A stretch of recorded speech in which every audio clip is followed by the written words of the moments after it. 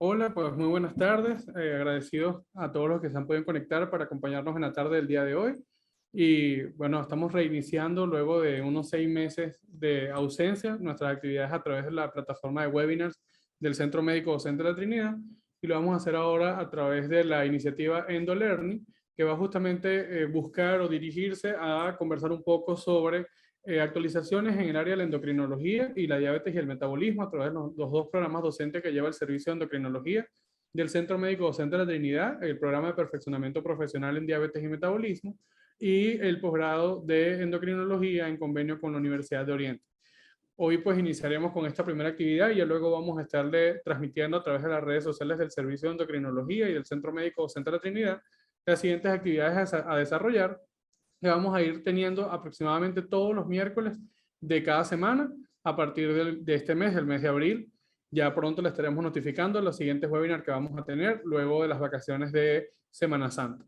Pero bueno, vamos a iniciar hoy entonces hablando de lo que para nosotros, los que nos desarrollamos en el área de la diabetes y el metabolismo y la endocrinología en general, que son las guías ADA, que justamente es esta iniciativa de la Asociación Americana para el Estudio de la Diabetes, que busca generar el mayor nivel de evidencia posible para el manejo, diagnóstico y tratamiento de esta condición cada día más compleja y más heterogénea y que necesitamos pues tener pautas de lineamientos bien claras para proseguir.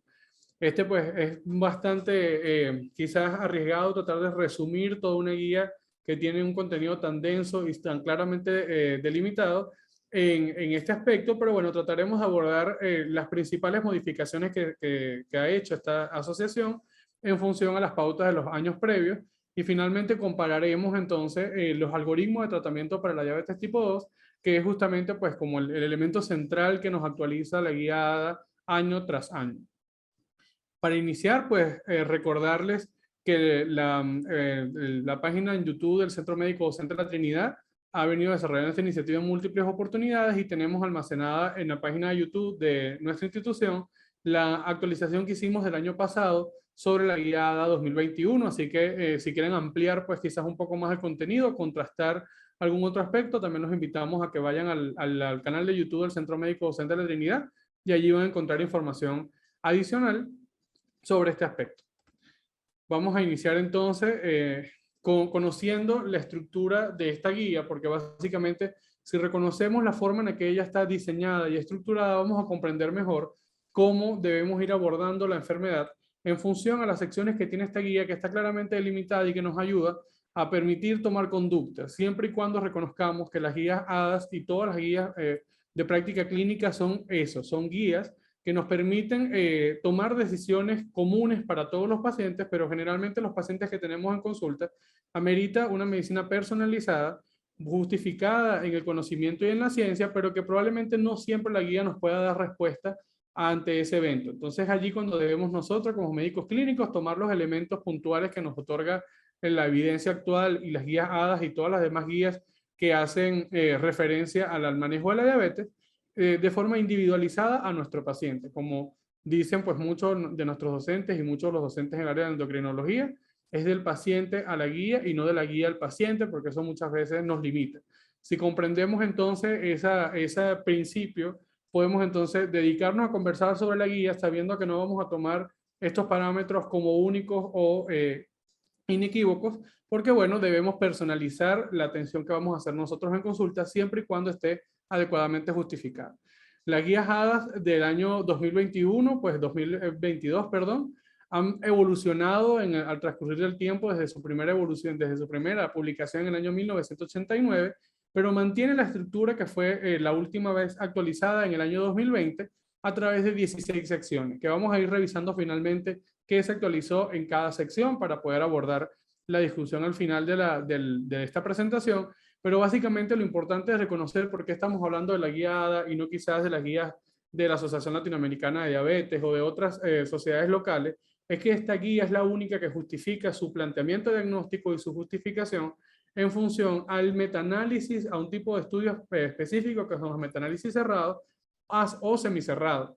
Eso quiere decir que no toda la evidencia que está disponible en Internet es la adecuada y esta guía hace un tamizaje correcto de la evidencia para evitar análisis de sesgos en la publicación que permitan hacer inferencias sobre una condición tan heterogénea que pueda confundir al médico clínico en su práctica clínica para la toma de conductas individualizadas. Y además, pues exige la exclusión de los estudios, la inclusión de estudios de la vida real, que básicamente nos permiten evitar el sesgo de publicación a través pues, de la influencia de la industria y todo esto, sino estudios que son realizados en la consulta de médicos que manejan diabetes y metabolismo, y de esta manera pues pueden ser de una manera más objetiva la medición del fenómeno que está ocurriendo en el paciente que tiene esta condición. Es por esta razón que vamos a conocer específicamente esta guía, porque básicamente tiene la mejor estructura y el mejor diseño metodológico para poder guiarnos en nuestra toma de conductas, y además es la única que está verdaderamente actualizada anualmente. El resto de las guías disponibles, como la de la Asociación Americana de Endocrinólogos Clínicos, la Sociedad Europea para el Estudio de la Diabetes, fueron actualizadas hasta el año 2019. Por ende, hay mucha evidencia que estamos dejando por fuera y que no hemos podido incorporar a esta nueva, quizás a esta nueva evidencia que hemos tenido en los últimos 3 años y que ha permitido generar cambios importantes en el manejo de la diabetes, tanto tipo 1 como tipo 2 y los otros tipos de diabetes. Con respecto a los criterios diagnósticos, eso no se ha modificado en los últimos 8 años de la guía. Se mantienen los mismos principios y se mantienen las mismas indicaciones. Solo lo coloco acá para, bueno, para aclarar a todos aquellos que estén iniciando en el manejo de la diabetes, pues que los criterios que debemos tener para prediabetes y diabetes, y también reconocer que la prediabetes del año 2019 es reconocido como un estadio previo a la diabetes y que nos puede servir para realizar un tamizaje y una intervención que generalmente es no farmacológica y en algunos casos farmacológica, para evitar la progresión de la prediabetes a la diabetes, y de esta manera también impedir la aparición de las complicaciones y el riesgo inminente pues, que produce la hiperglicemia sobre cualquier individuo. También es importante reconocer que el diagnóstico de prediabetes puede ser aplicado en la práctica clínica siempre y cuando se reconozca que no es un estadio, no es una enfermedad como tal, sino un estadio previo a una condición médica y que amerita intervenciones específicamente de cambios en el estilo de vida. Es importante entonces establecer que el valor de hemoglobina glicosilada para la prediabetes debe estar entre 5.7 y 6.4%, y por encima o igual a 6.5 vamos a tener entonces el diagnóstico de diabetes. Con respecto a la glucosa plasmática en ayunas, esta debe estar entre 100 y 125 miligramos sobre decilitro. Ya por encima o igual a 126 miligramos sobre decilitro, podríamos considerar que esta es diabetes, siempre y cuando se corrobore en al menos 2 oportunidades y que podemos asociarlas a manifestaciones clínicas de diabetes. Sin la manifestación clínica de diabetes, estos parámetros clínicos deben ser adecuadamente interpretados, y nosotros como médicos especialistas en el área debemos saber identificar una verdadera diabetes en la presencia de hiperglicemia demostrada e inequívoca en presencia de estos valores de glicemia elevada, y no solamente guiar el diagnóstico de diabetes en función a un valor de laboratorio. La glucosa plasmática de 2 horas durante una curva de tolerancia oral a 75 gramos de glucosa debe estar entre 140 a 199 miligramos sobre decilitro, y ya mayor a 200 pues lo consideraremos diabetes, perdón. Y sin embargo, desde el año 2017 se incorporó este cuarto elemento diagnóstico, que es la glucosa plasmática aleatoria, donde vamos a tener un punto de corte solo para diabetes mayor a 200, o sea, una glicemia que sea aleatoria mayor a 200. Esto nos debe hacer pensar en el diagnóstico de diabetes, volviendo a repetir que siempre cuando tengamos la evidencia inequívoca de hiperglicemia y las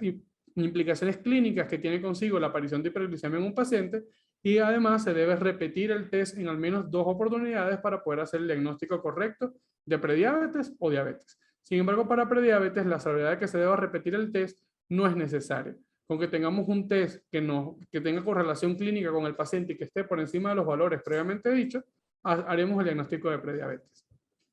Con respecto a los objetivos glucémicos, pues básicamente esto tampoco se ha modificado, se mantienen los objetivos que ya conocemos de una hemoglobina glicosilada menor a 7% en aquel paciente con diabetes que ya ha recibido tratamiento, glucosa plasmática capilar entre 80 y 130 miligramos sobre decilitro, y un pico de glucosa plasmática capilar postprandial menor a 180 miligramos sobre decilitro. Sin embargo, como ya lo sabemos, estos objetivos glucémicos no son un traje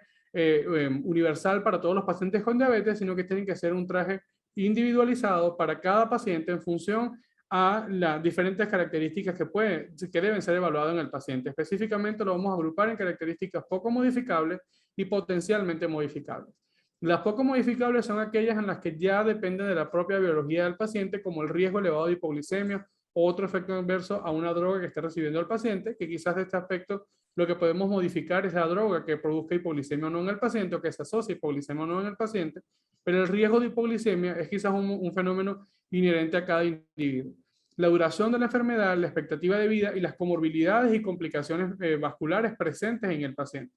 Y las potencialmente modificables son aquellas en las que quizás interfieren y que debemos considerarlo durante la consulta para evaluar, como las preferencias propias del paciente y el acceso o no a recursos y sistemas de soporte que cada día toman más relevancia. Reconocer que el acceso a recursos es la limitación más importante para el control adecuado de la diabetes, tal como lo establecía la IDF en el año 2021, que fue el lema central del Día Mundial de la Diabetes, centrarnos en un acceso a recursos cada día mayor para todos los pacientes que viven con esta condición, pero siempre y cuando que individualicemos a los pacientes tomando en cuenta estos parámetros que ya lo hemos visto, podemos entonces pasearnos entre un control más estricto o más flexible en función a ese objetivo central de hemoglobina glicosilada de 7%. Y quizás en adultos mayores con fragilidad, que tengan riesgo de hipoglicemia, con falla renal, podemos tener un control más flexible, elevando esta meta a 8, 8.5. Se recomienda que no se coloque como objetivo glucémico una hemoglobina glicosilada por encima de 8.5 a pesar del grado de fragilidad, porque ya una hemoglobina glicosilada por encima de 8.5 no puede ser considerado objetivo glucémico a pesar del grado de fragilidad en cualquier paciente, porque se asocia con daño por hiperglicemia. Entonces, quizás en estos pacientes en los que tenemos un riesgo alto de hipoglicemia, que eso se traduce en mayor riesgo cardiovascular global para el individuo, podemos ampliar este rango de 7 a 8.5, pero no mayor a 8.5. Igualmente, un control tan estricto por debajo de 6 debe ser visto de una forma muy adecuada, y aquí interfiere mucho, y esto es quizás una opinión de los que manejan con frecuencia esta enfermedad, no considerar que una meta menor a 6% no debe ponerse sobre ningún individuo, porque podría quizás haber casos excepcionales en los que uno considere una meta menor o permitir que esta hemoglobina baje un poco más si la droga que estamos usando no tiene riesgo de hipoglicemia. Por ejemplo, aquel paciente que está en control adecuado y tenemos una meta de hemoglobina glicosilada entre 6 a 6.5, porque bueno, decidimos un control más estricto y no tiene estos criterios de fragilidad previamente mencionados, podemos quizás apuntar a 6, y si el paciente nos logra 5 o 5.5 y está recibiendo metformina que no se asocia con riesgo de hipoglicemia, podemos entonces mantener al paciente este arreglo glucémico. No vamos a suspender fármacos y a permitir que el paciente eleve la glicemia solo para no evitar una hemoglobina glicosilada por debajo de 6, que es quizá uno de los parámetros que se venían diciendo desde el año 2020, que evitáramos meta por debajo de 6. Ahora reconocemos que esta indicación puede considerarse en aquellos casos en el que el control metabólico se está realizando con un fármaco que no se asocia con hipoglicemia, como la metformina o los análogos de receptor de GLP-1, y es quizá la modificación más importante en este aspecto que nos sugiere la guiada del año 2022. Con respecto a la estratificación del riesgo, aquí es importantísimo entonces reconocer que ahora la guiada nos coloca este gráfico que nos permite identificar que la estratificación del riesgo debe estar soportada sobre 4 pilares importantes, que no solamente vamos a dirigir el manejo de la diabetes o nos vamos a convertir en médicos glucocéntricos donde solo queremos controlar la diabetes en función del valor de glicemia, sino que vamos a controlar el manejo de la glicemia más que el valor de la glicemia, el manejo de la glicemia del paciente como uno de los pilares, pero deben estar asociados a un buen control de la presión arterial, un buen control del metabolismo de los lípidos, y esto pues también traduce un mejor control sobre el peso, y además usar agentes que hayan demostrado impacto sobre el área cardiovascular y el control renal, demostrando así lo que buscamos ahora, que es el bienestar o beneficio cardiorrenal del paciente que vive con diabetes. Sin embargo, también hay que reconocer que muchos de los pacientes que tienen deterioro cardiorrenal, que no tienen deterioro cardiorrenal, pueden tener otras complicaciones microvasculares, así que no solamente vamos a dirigirnos al corazón y al riñón en nuestro rol como médicos especialistas en el manejo de la diabetes, sino a todos los órganos que reconocemos que manejan la diabetes. Debemos evitar la aparición de complicaciones. Eso principalmente. Y bueno, aquí quisiera también hacer un énfasis en empezar a utilizar más las escalas de estratificación de riesgo para los pacientes con diabetes y riesgo cardiovascular global. Es importante que nos familiaricemos con las escalas sugeridas por la Asociación Americana del Colegio Americano de Cardiólogos, y además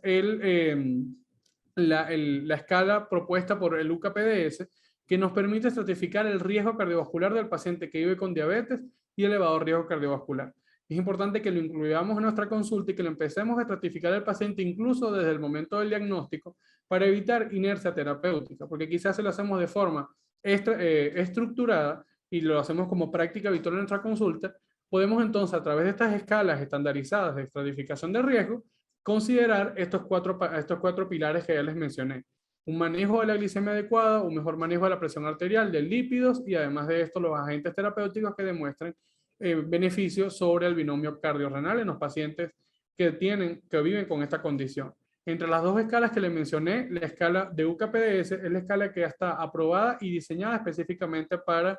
riesgo cardiovascular de los pacientes con diabetes, a diferencia de la escala de riesgo cardiovascular del Colegio Americano de Cardiólogos, que está diseñada para todos los pacientes con riesgo cardiovascular y no solo para diabetes, pero ambos son sugeridas por la guiada para su utilidad, pero desde el punto de vista de investigación reconocemos que la de UKPDS tiene mayor valor. Sin embargo, no está ampliamente difundida como la del Colegio Americano de Cardiología.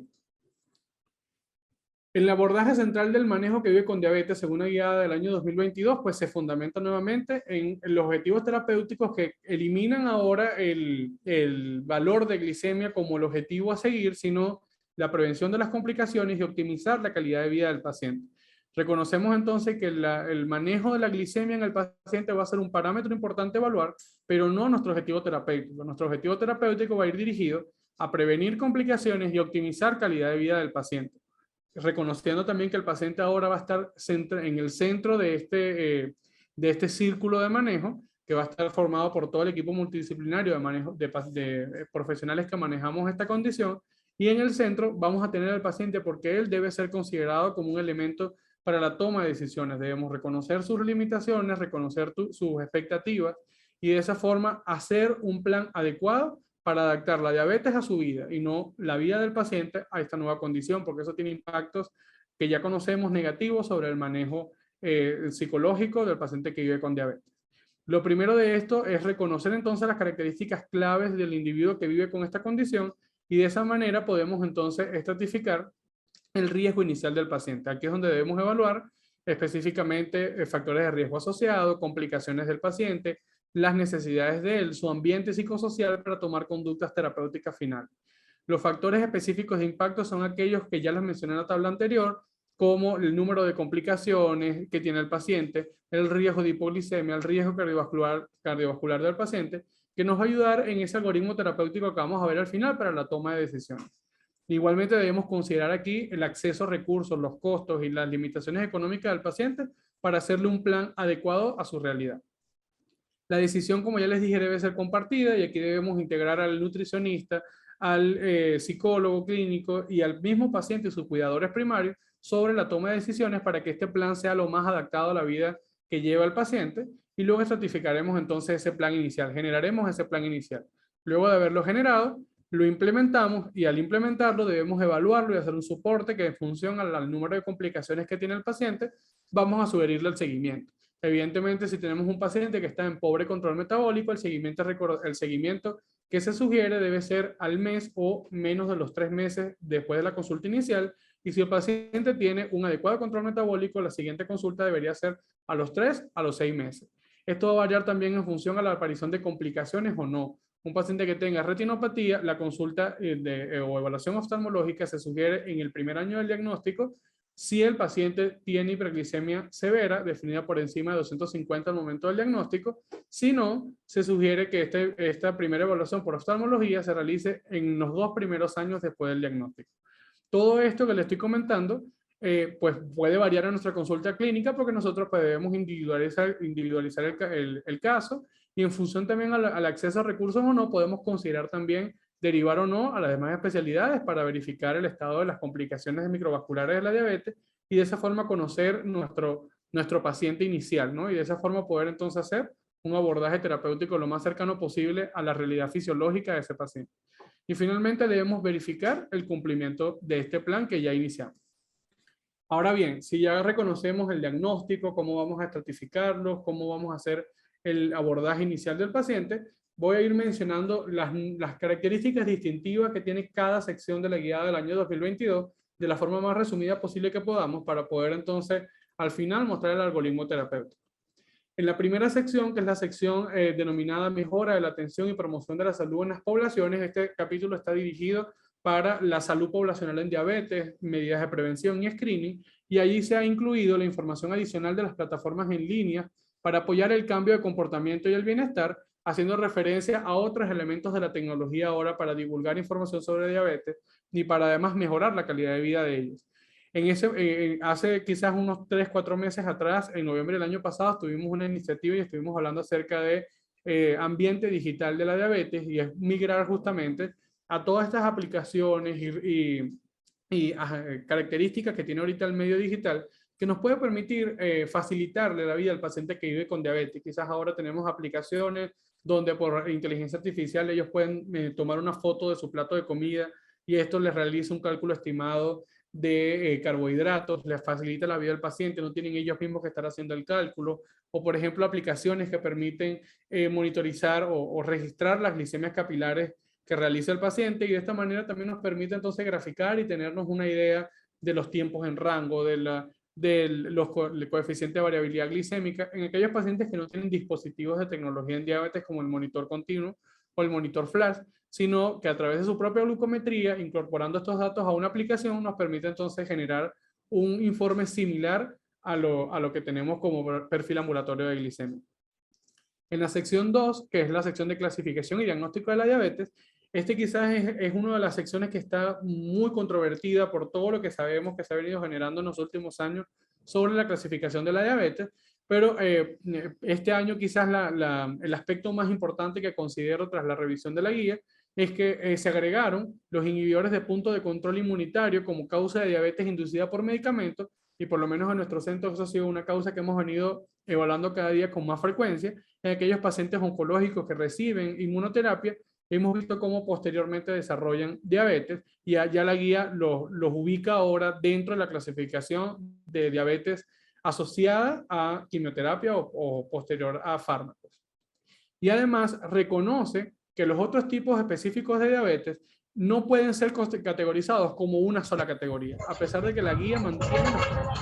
grupos que reconocemos de diabetes, que es la diabetes tipo 1, diabetes tipo 2, diabetes gestacional y los otros tipos específicos de diabetes. Ya al menos ella realiza una subclasificación teórica de los otros tipos específicos de diabetes en dos subgrupos: las diabetes monogénicas y los otros tipos de diabetes. Y dentro de las diabetes monogénicas, entonces ahora vamos a tener la diabetes gestacional, la diabetes MOI, la diabetes mitocondrial, y todas las demás diabetes quedan entonces en el verdadero grupo de otros tipos específicos de diabetes. Al menos ya se reconoce que dentro del grupo de otros tipos específicos de diabetes no podemos meter a un grupo tan heterogéneo de diabetes como las genéticas y las asociadas a otros aspectos como los fármacos, el postrasplante, la posradioterapia, la diabetes exocrina. Dentro de ese grupo quizás es un aspecto aún de debate, pero es muy probable que migremos a una clasificación un poco más amplia de la diabetes en los próximos años en función al reconocimiento de estas entidades poco frecuentes de la diabetes, pero que forman parte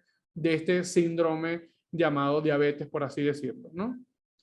Y la sección 3, que es la sección de prevención o retraso de la diabetes tipo 2 y sus comorbilidades asociadas, se agregó un poco más de información sobre la suplementación con vitamina D en la sección de intervenciones farmacológicas, recomendando usar dosis no mayores de 1000 unidades al día en aquellos pacientes que viven con diabetes y tengan deficiencia de vitamina D demostrada. Es ahí donde también queremos aclarar, porque quizás la guía anterior había dejado un aspecto, una zona gris con el uso de vitamina D como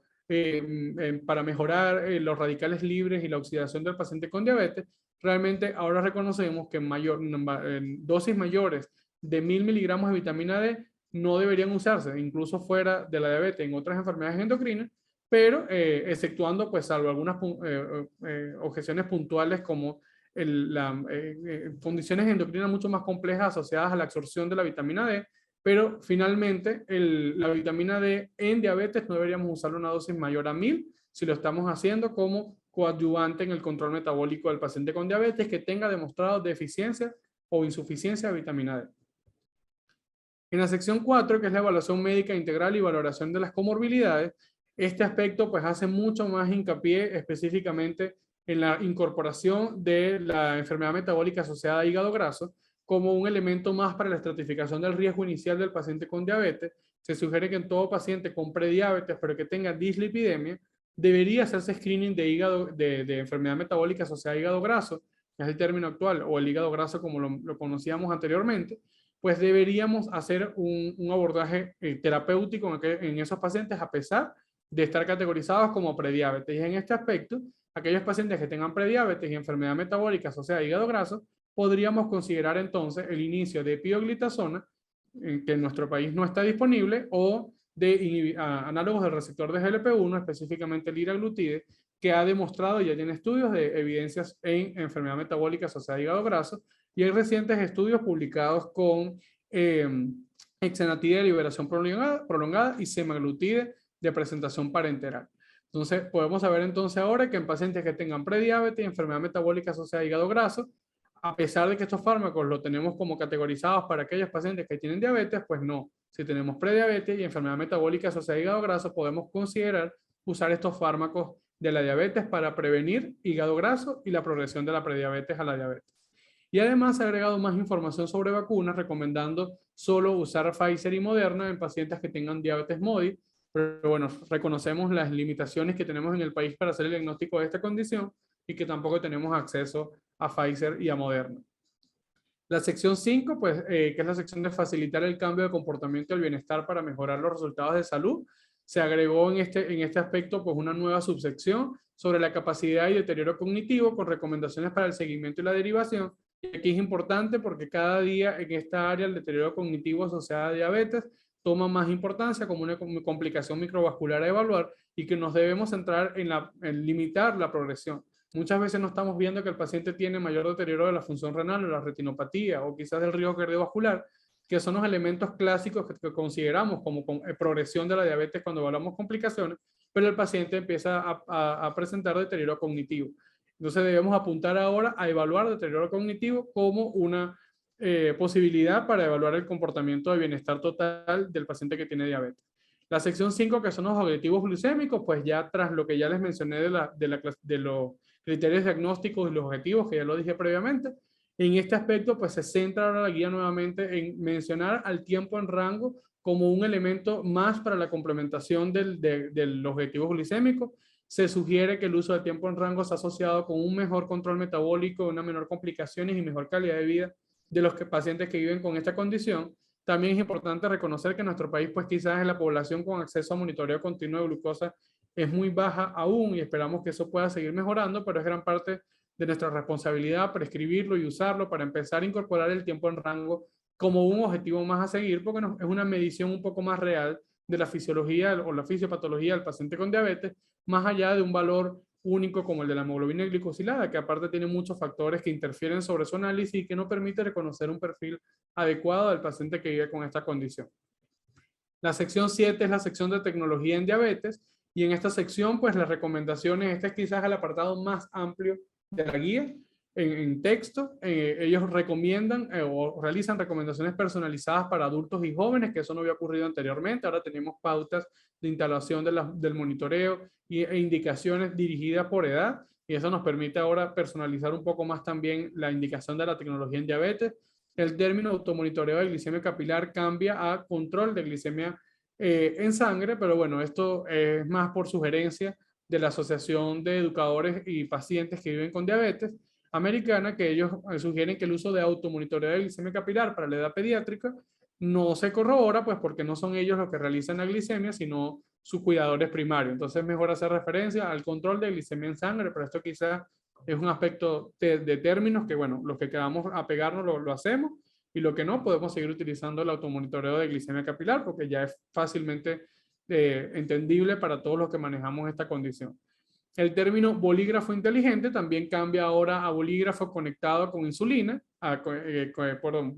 bolígrafo de insulina conectado, y no se omite la palabra inteligente de todo esto, haciendo justamente referencia a las sugerencias de esta Asociación de Educadores y Pacientes que viven con diabetes, porque bueno, ellos consideran que el bolígrafo lo que está es conectado a la bomba, pero el verdaderamente inteligente es el paciente que vive con la condición, así que también es parte del lenguaje adecuado que debemos empezar a utilizar.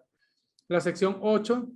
que es la sección de obesidad y control de peso para la prevención y el tratamiento de la diabetes tipo 2, se suma la entrevista motivacional y la terapia conductual para reducir la estigma en la atención médica en obesidad. Y aquí es importantísimo de familiarizarnos con estas herramientas ahora durante la entrevista para el paciente que vive con esta condición, para ayudarlo a enfrentar mejor este comórbido asociado a la diabetes, el que muchas veces depende del control del peso sobre el control metabólico del paciente que vive con esta condición. Y además se hace énfasis en el incremento de pacientes con hipoglicemia o cirugía bariátrica, haciendo pues un llamado de atención a no divulgar el manejo de la cirugía bariátrica como una cura para la diabetes, cuando el término adecuado es remisión posterior a cirugía bariátrica, y además reconocer que las malas indicaciones de cirugía bariátrica, cuando no se cumpla adecuadamente un criterio adecuado para la realización de la misma, se ha asociado con complicaciones posteriores desde el punto de vista metabólico, como la hipoglicemia posbariátrica, que es bastante compleja de manejar y que por lo menos en nuestro medio cada día está haciéndose más frecuente por también incremento de la realización de cirugías bariátricas. La sección 9, que es la sección de enfoque farmacológico para el tratamiento glucémico, lo vamos a desarrollar al final con el algoritmo terapéutico, así que lo vamos a conocer posteriormente. Y la sección 10 es quizás una de las secciones siempre más esperadas, porque es justamente donde se actualiza más la seguridad cardiovascular de los fármacos en diabetes, y cada día pues el número de evidencia crece en este aspecto importante, y por ende pues ellos simplemente hacen indicaciones puntuales en función a los nuevos estudios, y les voy a ir mencionando quizás lo más importante para que no nos prolonguemos en este aspecto, y al final si hay alguna duda pues lo mencionaremos. Con respecto a la sobredetención y diagnóstico de la presión arterial, se revisó incluir lo que ya nos había dicho la guía de hipertensión en el año 2020, que en todo paciente que tenga una hipertensión medida en el consultorio mayor a 180-110 de milímetros de mercurio, no amerita ningún test diagnóstico adicional para verificar la hipertensión, como el mapa o el monitoreo, exceptuando que necesitemos conocer el comportamiento de la tensión en el día, pero ya el diagnóstico de hipertensión lo podemos dar en aquel paciente que tenga al menos una medición en la consulta por encima de 180-110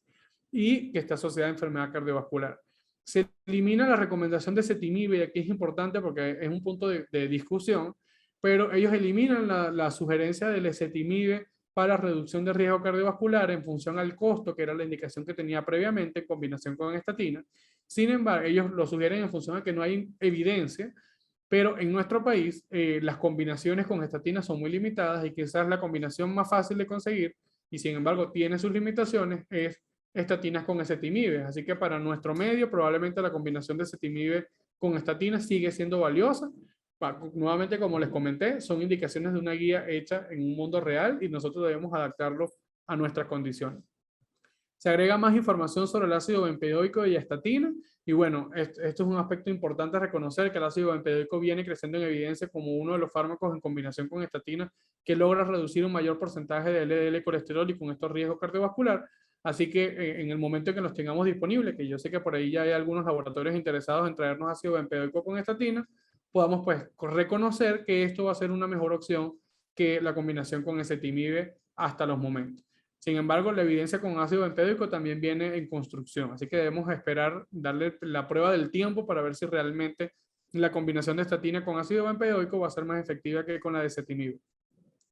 Además, incluye el ensayo adaptable, que justamente buscaba definir la dosificación de aspirina, que es un ensayo centrado en pacientes que evalúan el beneficio a largo plazo de este fármaco, y ellos comparaban si una dosis mayor a 81 miligramos al día era más útil que la dosis de 81 miligramos al día, y realmente pues dieron a conocer que el uso de 81 miligramos es igual de efectivo. El estudio Twilight busca justamente comparar ticagrelor con aspirina o solo en pacientes de alto riesgo después de una intervención coronaria, y realmente pues el ticagrelor en monoterapia no se asoció a mayor beneficio, sino en combinación con aspirina.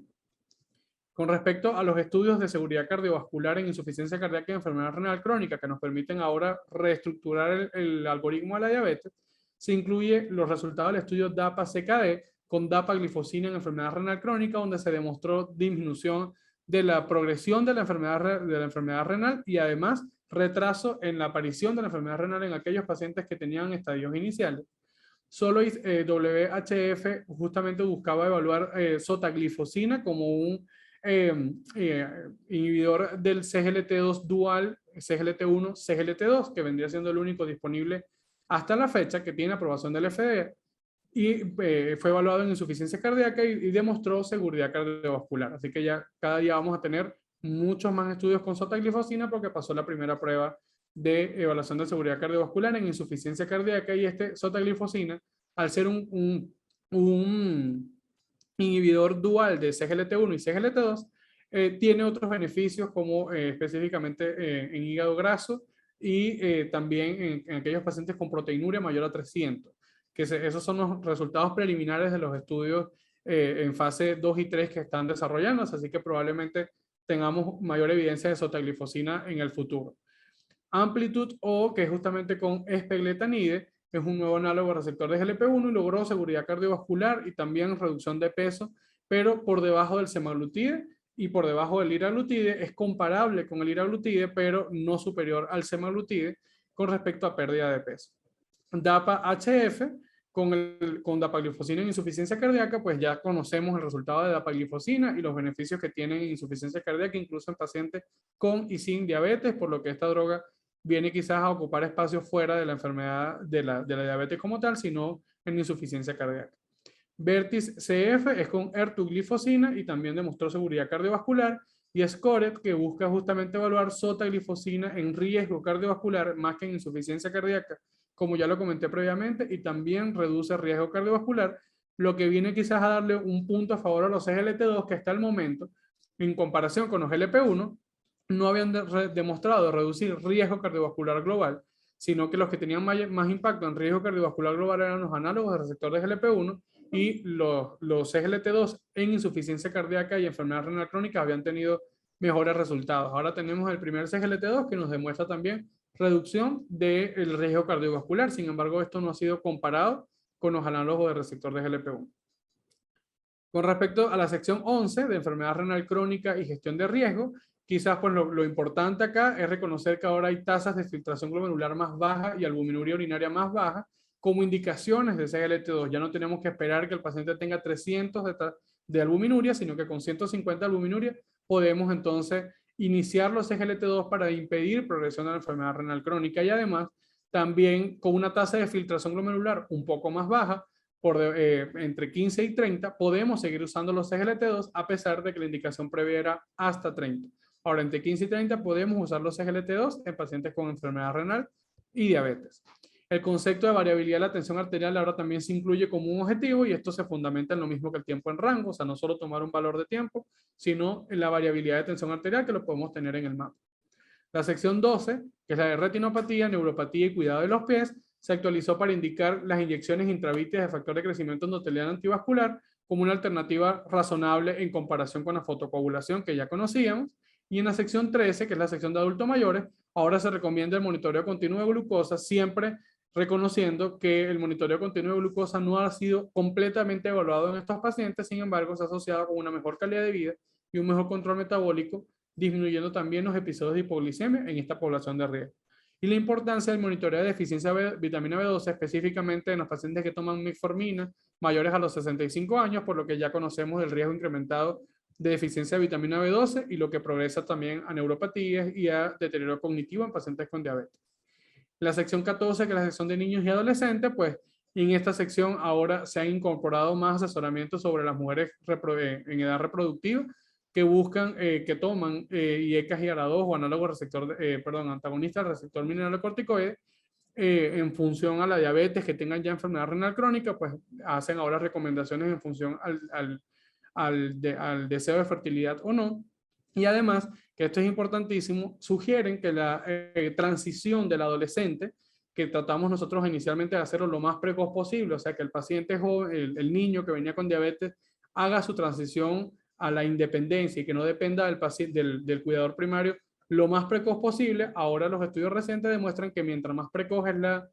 transición, hay un peor control metabólico durante la adolescencia. Entonces debemos hacer esa transición lo más cercano posible a la mayoría de edad. La sección 15 es el manejo de la diabetes con el embarazo y aquí simplemente hacen recomendaciones a usar ahora monitoreos continuos de glucosa durante la gestación, y la atención de la diabetes en el hospital simplemente se agregó nuevamente igual la indicación del uso de monitoreo continuo de glucosa en pacientes que tienen COVID-19, específicamente que están en moderado grave y que ameritan ingreso a UCI. Sin embargo, también he sabido que hasta los momentos, y ojalá nos mantengamos así, tenemos cada día menos pacientes con COVID y menos moderados a severos, así que quizás vamos a volver a la indicación habitual del monitoreo continuo de glucosa. Sin embargo, en hospitalización, esto es un dispositivo que nos aporta mucho para el manejo del paciente. La sección 7, que es la sección 17, perdón, que es la sección de la Asociación de Educadores en Diabetes, se mantiene sin indicación, sin modificación. Como ya les comenté previamente, ahora la guía 2022 reconoce la heterogeneidad y esto es importante, ya no tenemos, a pesar de que nos mantienen los 4 grupos que ya conocemos, sabe que ahora hay otros tipos específicos de diabetes que cada día son más prevalentes porque cada día más lo pensamos y lo diagnosticamos, así que es lo que quiero que ustedes también se lleven a casa, que no todos son pacientes con diabetes tipo 2 o diabetes tipo 1 y diabetes gestacional, sino que muchos de estos pacientes que categorizamos como tipo 1 o tipo 2 pueden ser otro tipo específico de diabetes, así que debemos pensarla y diagnosticarla. En el año 2021, y aquí esto es como para ir finalizando, teníamos entonces el algoritmo terapéutico que ya conocíamos, en la que la primera línea estaba ocupada por la metformina, y luego teníamos que evaluar si había enfermedad aterosclerótica establecida o enfermedad renal crónica establecida. Si lo había, entonces debíamos subdividirlo en enfermedades cardiovasculares establecidas o insuficiencia cardíaca con enfermedad renal crónica, pero vean que quizás no habían indicaciones claras, nos mantenían ahí con dudas entre el CGLT2 y el análogo receptores GLP-1, pero la evidencia en este aspecto se ha modificado y vean cómo la insulina basal siempre estaba al fondo de las indicaciones en estas condiciones, las sulfonilureas también, y el resto de las combinaciones pues dependían del perfil clínico del paciente. Siempre recordando que en insuficiencia cardíaca de la tiazolidindiona pues no deberían utilizarse y de los inhibidores de los DPP4, la saxagliptina tampoco deberíamos usarla. Finalmente, en aquellos pacientes que no tenían enfermedad aterosclerótica establecida o enfermedad renal crónica, íbamos a evaluarlo en función a la necesidad de reducción de hipoglicemia, reducción de peso o si el costo era un problema para el paciente. Y bueno, y básicamente habíamos que quizás individualizar entre los diferentes grupos farmacológicos, pero lo que quiero que vean es que cuando teníamos un paciente que necesitábamos reducción del peso, no había una preferencia entre análogos receptores GLP-1 y de CGLT2, cuando la evidencia actual ha permitido entonces ahora hacer una indicación más clara en este aspecto. Y vean cómo cuando el costo era el problema, siempre nos seguían poniendo las sulfonilureas y las tiazolidindionas por encima de la insulina, y este aspecto también vino a modificarse. Tal como estamos viendo ahora, que este es el algoritmo del año 2022, vemos que ahora la primera línea no es exclusiva para la metformina, podemos entonces, en función a las comorbilidades, factores asociados al fármaco, acceso y costo, siempre asociados al cambio de estilo de vida, podemos tener metformina o un análogo de receptores GLP-1 o un CGLT2 como monoterapia en los pacientes que viven con diabetes tipo 2. Individualizando el perfil. Si el paciente tiene más riesgo cardiovascular, entonces podemos preferir el uso análogo de receptores GLP-1, específicamente cuando se asocia a obesidad, y CGLT2 cuando a pesar de tener un diagnóstico reciente, pues ya el paciente nos llegó con complicaciones desde el punto de vista cardiovascular como insuficiencia cardíaca o enfermedad renal crónica, o tiene riesgo incrementado para insuficiencia cardíaca o enfermedad renal crónica, podemos preferir este grupo farmacológico, incluso monoterapia, sin combinación de metformina. Esto quizás es un aspecto a considerar porque todos los ensayos clínicos donde se han evaluado análogos receptores GLP-1 y CGLT2, hay un porcentaje mayor al 60% de pacientes que tomaban metformina. Entonces, esta indicación que hace la guiada, a pesar de que es bastante interesante reconocer que ahora la primera línea no está solo la metformina, sino otro grupo de fármacos, la evidencia que estamos teniendo es que quizás es mejor dejar siempre la metformina en primera línea y asociar el análogo de receptores GLP-1 y el CGLT2. Lo que pasa es que hay que leer muy bien entre líneas entre los ensayos para poder reconocer que si hay un porcentaje mayor a la mitad de los pacientes que recibían metformina, la evidencia del CGLT2 también puede estar influenciada por la metformina, igual con el análogo de receptores GLP-1. Pero bueno, ahora sabemos que podemos individualizar y en algunos casos podemos usar metformina o análogo de receptores GLP-1 o CGLT2, siempre prefiriendo la metformina, pero no exclusivamente a la metformina como primera línea. La enfermedad aterosclerótica o en los pacientes que tenían enfermedad aterosclerótica, insuficiencia cardíaca o enfermedad renal crónica, siempre se debe recomendar, independientemente del uso o no de metformina, el valor de hemoglobina glicosilada establecido como meta en función al perfil que usted haya identificado. Entonces ahora vean cómo dividimos esto en 3 grupos y en aquellos pacientes que tienen insuficiencia cardíaca, la primera opción lo ocupan los CGLT2 y en pacientes con enfermedad renal crónica depende de la indicación en función a si tiene o no albuminuria. Si hay albuminuria y necesitamos disminuir progresión de la enfermedad renal crónica o disminuir el riesgo cardiovascular del paciente con enfermedad renal crónica, usaremos CGLT2 y cuando los CGLT2 no son tolerados, entonces allí podemos usar análogos receptores de GLP-1. Si no hay albuminuria, podemos entonces decidirnos si usar un análogo receptor de GLP-1 o un CGLT2 que haya demostrado beneficio en enfermedad cardiovascular, reconociendo que los análogos receptores de GLP-1 han demostrado beneficio para reducir riesgo de enfermedad cardiovascular, mientras que CGLT2 ha demostrado beneficio para insuficiencia cardíaca y enfermedad renal crónica. Solo la sotaglifosina ha demostrado beneficio para reducción del riesgo cardiovascular. Con respecto a la enfermedad cardiovascular establecida, pues se mantiene la indicación dual para análogo receptor de GLP-1 o CGLT2, y si no tenemos entonces la meta, podemos avanzar entonces a combinar el otro grupo farmacológico y en tercer espacio una tiazolidinediona. Finalmente, en aquellos pacientes que no tienen enfermedad arteriosclerótica establecida o enfermedad renal crónica establecida, ahora podemos incorporar agentes que proporcionen la eficacia adecuada para alcanzar y mantener los objetivos glucémicos. Y las terapias que han demostrado mayor eficacia en la combinación glucémica, en la mejoría glucémica, son los análogos receptores GLP-1, las insulinas y las combinaciones probadas. Y las combinaciones probadas que han demostrado mayor impacto en la glicemia son el uso de metformina con inhibidores del DPP-4 o de metformina con inhibidores del CGLT2. Aquí nuevamente lo vamos a categorizar en función a riesgo de hipoglicemia, peso y costo, pero vemos que riesgo de hipoglicemia se mantiene, pues la indicación de combinar con DPP-4, GLP-1, CGLT2 o tiazolidinediona, en la que usted tenga acceso y la que se adapte más al perfil clínico del paciente, y luego vamos agregando en función a los fármacos que nos quedan por fuera si no logramos control metabólico, y en última instancia, entonces, sulfonilureas de las últimas generaciones, tercera y cuarta generación, e insulina basal. Es importante también reconocer que con insulina basal, solo las verdaderamente basales, o sea, de Temir o Glargina o de Gludec, han demostrado reducir episodios de hipoglicemia. Sin embargo, las insulinas intermedias como la NPH pueden incrementar el riesgo de hipoglicemia. Con respecto a la necesidad de reducción de peso, ahora vean que los CGLT2 se bajan a la segunda línea y la primera indicación deben ser análogos de receptores GLP-1, y en función a la severidad de la enfermedad crónica asociada a adiposidad u obesidad que tenga el paciente, vamos a preferir si vamos a usar semaglutide o liraglutide o alguno de los otros fármacos que se puedan usar para pérdida de peso, pero sabemos que los que demuestran mejor impacto sobre la pérdida de peso es semaglutide, seguido de liraglutide. Luego, si no estamos en meta, asociamos al CGLT2, y si no estamos en meta, podemos combinar con DPP-4, y si no estamos allí, pues hacemos las combinaciones restantes. Y ahora vean cómo con respecto al costo, las tiazolidinedionas salen del algoritmo inicial y se mantienen las sulfonilureas de tercera o cuarta generación con insulina basal o insulinas de acción rápida, si es necesario también en combinación con insulina basal. Vean cómo ahora la insulinización viene a ser ahora una terapia efectiva para la reducción glicémica, independientemente del costo, porque demuestra mejor control metabólico. Si hacemos insulinización precoz, podemos ofrecer un mejor control metabólico de estos pacientes. Yo espero que con esta revisión lo más condensado posible de un artículo, o sea, de una guía que tiene casi 400 páginas, pues podamos discutir o conversar si hay alguna duda. Y bueno, muchísimas gracias.